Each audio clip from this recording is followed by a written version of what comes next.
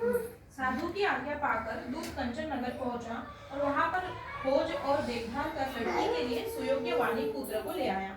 उस सुयोग्य लड़के को देखकर साधु ने अपनी बंधु बांधवों सहित प्रसन्नचित अपनी पुत्री का विवाह उसके साथ कर दिया।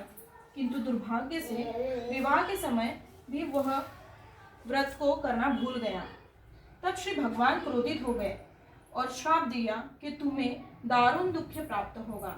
अपने कार्य में कुशल साधु बनिया जमाता सहित समुद्र स्थित रत्नपुर नगर में गया और वहां दोनों ससुर जमाई चंद्रकेतु राजा के उस नगर में व्यापार करने लगे। एक रोज भगवान सत्यनारायण की माया से प्रेरित कोई चोर राजा का धन चुराकर भागा जा रहा था, किंतु राजा के दूतों को आता देखकर चोर ने घबराकर भागते हुए राजा के धन को वही चुपचाप रख दिया जहां वो ससुर जमाई ठहरे हुए थे।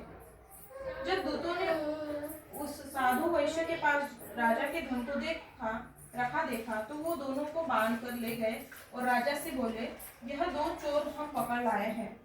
तब राजा की आज्ञा से उनको कठोर कारावास में डाल दिया और उनका सारा धन छीन लिया। सत्यनारायण भगवान के श्राप द्वारा उनकी पत्नी भी घर पर बहुत दुखी हुई। उनके घर पर जो धन रखा था उसे चोर चुराकर ले गए। शारीरिक व मानसिक पीड़ा तथा भूख प्यास से आदि दुखित हो अन्न की चिंता में कलावती एक ब्राह्मण के घर गई।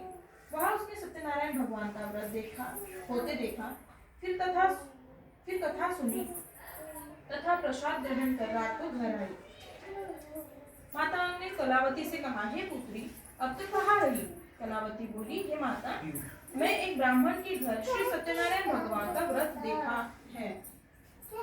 मैंने एक ब्राह्मण के घर श्री सत्यनारायण भगवान का व्रत देखा है।